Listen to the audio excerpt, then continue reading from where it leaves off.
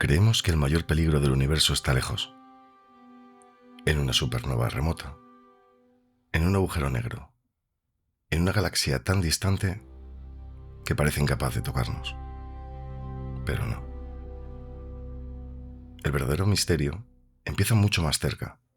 Empieza aquí, ahora, alrededor de nosotros. Porque la Tierra no viaja desnuda por el cosmos. Viaja envuelta, protegida, encerrada dentro de una frontera invisible creada por el Sol. Una burbuja inmensa, una piel magnética, una membrana frágil que nos separa de un océano hostil. Y la pregunta no es si existe, la pregunta es otra. ¿Qué ocurrirá el día en que esa frontera falle? En el episodio anterior comprendimos algo perturbador, que no estamos quietos, que la Tierra gira, orbita, se precipita junto al Sol y que todo el sistema solar viaja a través de la galaxia. Pero hoy vamos a dar un paso más, porque no basta con saber que nos movemos, tenemos que entender por dónde nos movemos. No cruzamos el vacío, cruzamos un mar tenue, invisible, casi imposible de imaginar, un océano interestelar.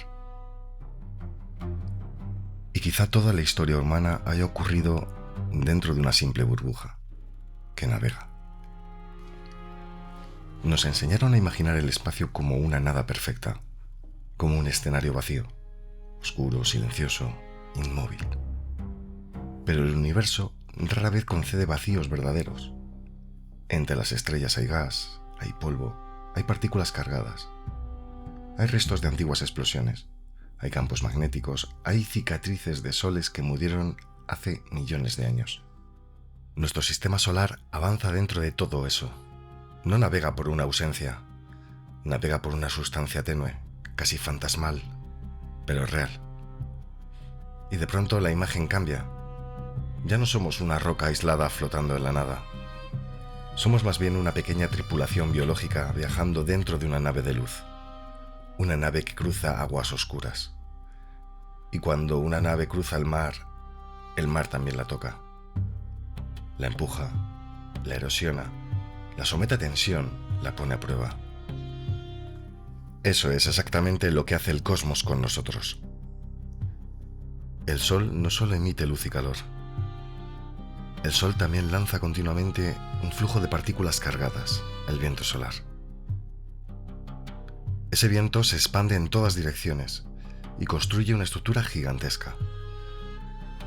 Una estructura colosal que envuelve a los planetas. A esa burbuja la llamamos heliosfera. Vivimos dentro de ella. Cada guerra, cada nacimiento, cada ciudad, cada recuerdo humano, todo ha ocurrido dentro de esa gran burbuja solar. Y eso significa algo inquietante. Vivimos protegidos por un escudo que nadie ve. Un escudo que filtra parte de la violencia del exterior. Un escudo que nos separa del bombardeo constante de partículas energéticas procedentes de la galaxia. Pero hay algo más incómodo todavía. Ningún escudo es eterno. Ningún escudo es perfecto. Y ningún escudo permanece igual para siempre. La heliosfera no es una fortaleza, es una frontera sometida al viaje. Nuestro Sol atraviesa una región concreta del espacio interestelar, una nube. No una nube como las de la Tierra. No es vapor ni lluvia suspendida, sino una nube cósmica de gas y polvo extremadamente tenue. La nube interestelar local. Toda nuestra historia ocurre dentro de la heliosfera, y la heliosfera a su vez avanza dentro de esa nube. La imagen es casi insoportable por su belleza. Todo lo que amamos, todo lo que tenemos, todo lo que creemos importante, flotando dentro de una burbuja solar que atraviesa una nube galáctica invisible. A veces imaginamos la historia humana como el centro del drama, como si todo dependiera de reyes, fronteras ideologías o mercados, pero el universo siempre susurra una verdad más grande. Mientras discutimos por centímetros de suelo, nuestro mundo entero atraviesa regiones del espacio que apenas comenzamos a comprender. Quizá muchas de las certezas que nos sostienen no sean más que comodidad local, ilusiones de escala. La heliosfera no es nuestra única defensa. La Tierra también posee su propio escudo, la magnetosfera. Un campo magnético inmenso que desvía parte de la radiación y de las partículas cargadas que llegan del entorno espacial. No lo bloquea todo. No nos vuelve invulnerables, pero sí convierte al planeta en algo más parecido a un refugio. Es hermoso pensarlo así. Primero, una gran burbuja alrededor de nuestro sistema solar. Después, otra alrededor del planeta. Como si la vida terrestre existiera dentro de una caja protegida, metida a su vez dentro de otra caja todavía mayor. Un refugio dentro de otro refugio. Un milagro dentro de otro milagro. Pero incluso los refugios tienen grietas. La magnetosfera puede deformarse, puede agitarse, puede abrir regiones vulnerables cuando el entorno espacial se vuelve más violento. Y entonces aparece una idea que cambia la forma de mirar la vida. La vida no florece porque el universo sea amable. Florece porque, durante un tiempo, varias defensas improbables han coincidido. No vivimos en un cosmos seguro, vivimos en una tregua. Y entonces aparece Júpiter, el gigante, el coloso, el dios suspendido en la noche. Durante mucho tiempo hemos contado una historia sencilla sobre él, que Júpiter nos protege, que en su inmensa gravedad desvía cometas, que limpia el camino, que actúa como un escudo cósmico para la Tierra. Y hay algo de verdad en esa imagen. Un cuerpo tan masivo altera órbitas, captura, expulsa, desvía y reordena el caos. Pero el universo detesta las historias demasiado limpias, porque Júpiter no es solo un guardián, también es un perturbador. Puede apartar amenazas, sí, pero también puede redirigirlas. Puede vaciar regiones y también puede sembrarlas. Puede proteger y puede aumentar ciertos riesgos. Así que quizá Júpiter no sea el ángel de la puerta. Quizás sea algo más fascinante.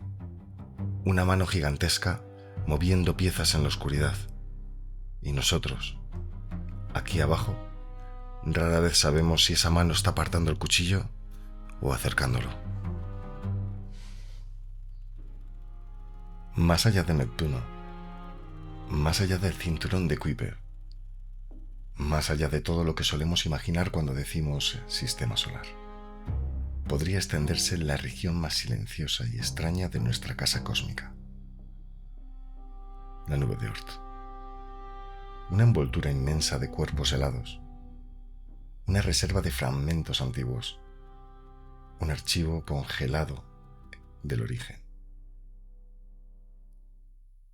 Allí dormirían incontables objetos oscuros, restos, semillas de cometas, mundos fallidos, piedras que nunca llegaron a ser planetas, mensajeros detenidos en el borde del tiempo. Y sin embargo, hubo un tiempo en el que algunos pensaron que el sistema solar escondía un orden más profundo, un ritmo, una especie de arquitectura silenciosa. En el siglo XVIII surgió una idea extraña. No era una ley física en el sentido moderno, ni una verdad definitiva. Más bien, una regla empírica, un patrón aproximado. Una forma de mirar las distancias entre los planetas como si obedecieran una música secreta. La llamaron Ley de Titus Wood. Y durante un tiempo resultó inquietantemente sugerente, porque parecía señalar que entre Marte y Júpiter faltaba algo. Un hueco. Un lugar reservado en la partitura del sistema. Después llegó Ceres, pequeño, extraño, a medio camino entre planeta y escombro primordial. Y para muchos, aquella vieja regla pareció rozar por un instante algo parecido a una revelación. Hoy sabemos que no es una ley fundamental del universo, no explica por qué están ahí los planetas, no gobierna el cosmos como una ecuación sagrada, pero dejó una huella poderosa, la sospecha de que el sistema solar podría contener patrones que aún no entendemos del todo, y sobre todo, la sospecha de que los huecos importan. Porque a veces lo más inquietante de un mapa no es lo que muestra, es lo que falta. Y cuando uno contempla el borde lejano del sistema, sus objetos dispersos, sus órbitas extrañas, sus cuerpos ocultos todavía no vistos, esa vieja intuición regresa como un eco, no como prueba ni como dogma, sino como pregunta. ¿Está realmente completo el mapa de nuestra casa cósmica? ¿O seguimos viendo solo una parte del dibujo? Y quizá, solo quizá, también podría esconderse algo más. Un mundo no visto, un planeta hipotético, una presencia deducida no por su luz, sino por su huella gravitacional. El llamado Planeta 9. No está confirmado, nadie lo ha fotografiado, nadie ha señalado una imagen y ha dicho, mira, está ahí. Pero algunos astrónomos creen que ciertas órbitas extrañas de objetos transneptunianos muy lejanos podrían indicar la influencia de un cuerpo masivo todavía oculto en las regiones extremas del sistema solar. La sola idea es poderosa, que en la oscuridad más remota de nuestra casa pueda moverse un planeta no descubierto, un pastor invisible de órbitas, un escultor silencioso del borde. Y aunque mañana esa hipótesis fuese descartada, seguiría dejando algo intacto. La revelación de que conocemos peor nuestra periferia de lo que nos gustaría admitir. Porque el borde del sistema solar no es un mapa cerrado, es una penumbra. Y desde esa penumbra, a veces, algo despierta. Un cuerpo se desvía, una órbita se altera. Un cometa cae hacia el interior, hacia el Sol, hacia los planetas, hacia nosotros. Los cometas son bellos porque vienen de muy lejos, y son inquietantes precisamente por esa razón. Cuando aparecen en el cielo parecen poesía, pero también son memoria congelada del abismo. Y aquí nace la pregunta: si desde el borde pueden venir piedras, ¿podría haber llegado alguna vez algo más? Y aquí, en el borde del sistema solar, aparece una idea incómoda. Una de esas ideas que la ciencia no puede abrazar del todo, pero tampoco borrar con un simple gesto de la mano.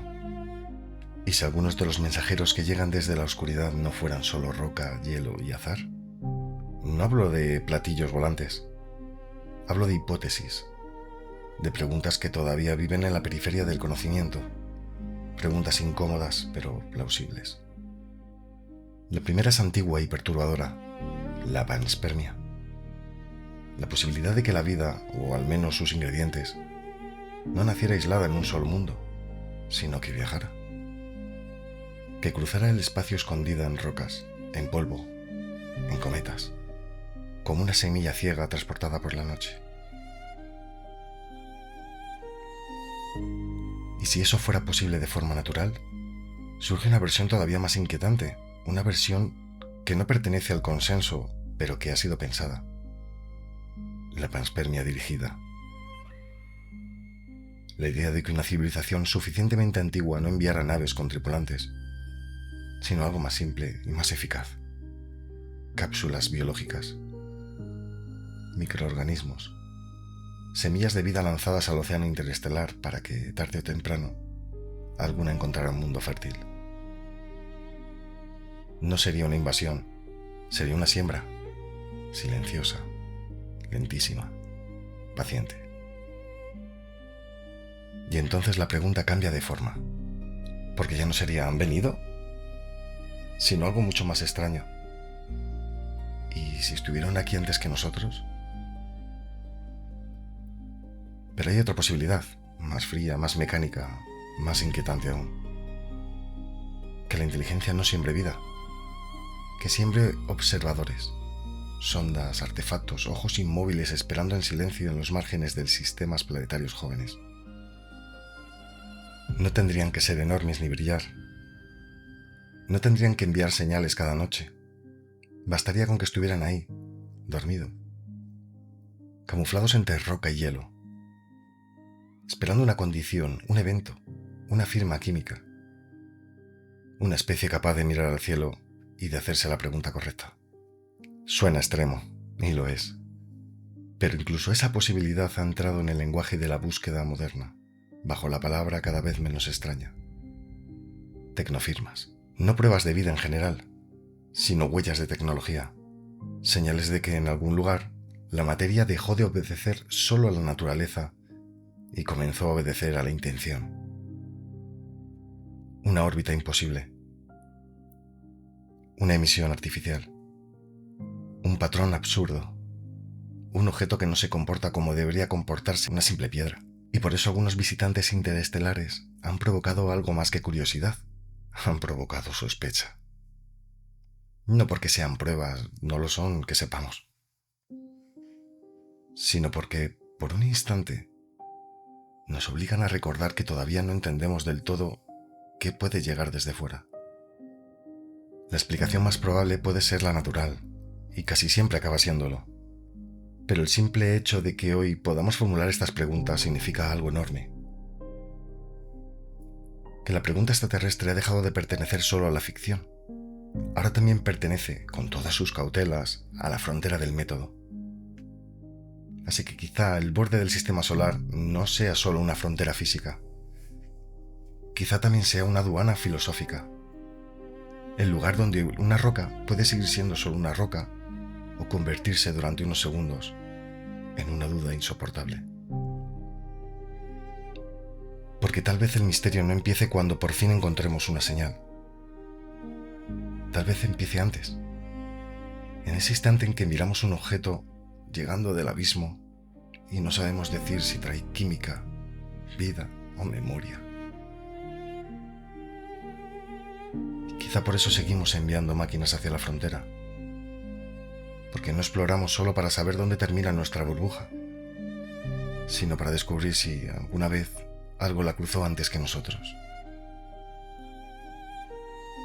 Durante milenios imaginamos esa frontera y después, por primera vez, la tocamos.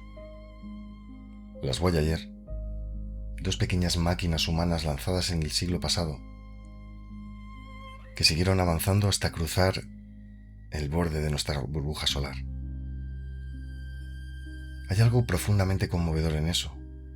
Dos artefactos diminutos, dos botellas de metal arrojadas al océano cósmico, dos agujas perforando la piel de nuestra casa. Como si la humanidad por un instante hubiera extendido los dedos fuera de la cuna. Y lo que encontró no fue una pared, ni una línea nítida, ni un final limpio. Fue una frontera viva, una zona de intercambio, de presión, de transición. Eso debería volvernos humildes, porque aún hablamos del sistema solar como si conociéramos su forma definitiva, y sin embargo apenas hemos rozado su orilla.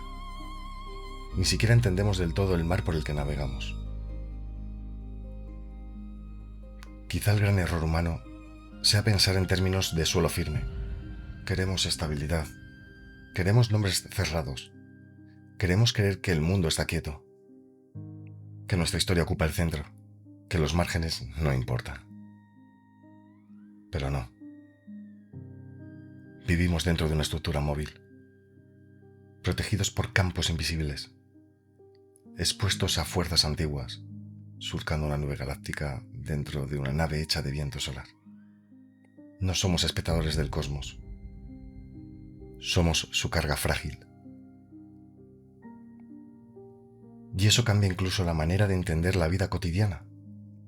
Porque si nuestra paz depende de barreras invisibles, si nuestra estabilidad nace de equilibrios cósmicos delicados, entonces cada amanecer deja de ser rutina y se convierte en privilegio.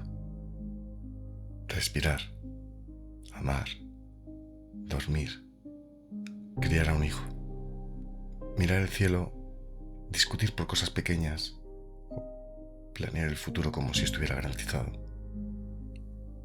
Todo esto sucede dentro de una burbuja que navega, y tal vez esa sea la definición más precisa de la condición humana, no la certeza, sino la travesía.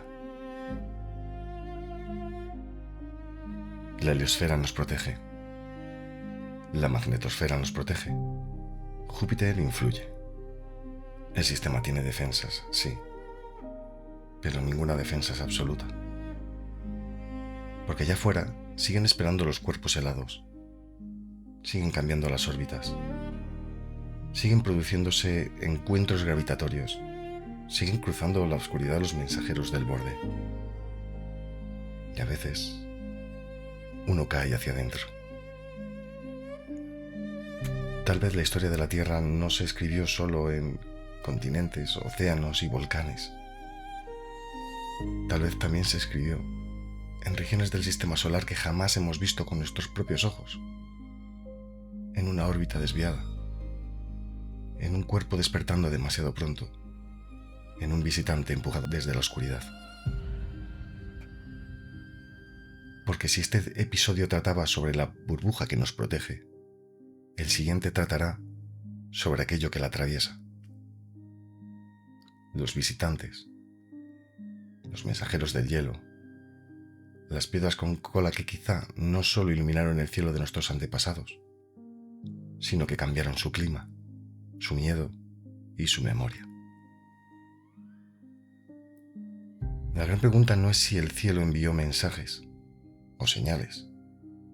La gran pregunta es esta: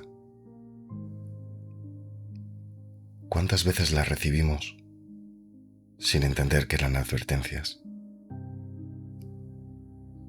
Puede que la Tierra no sea un mundo en calma.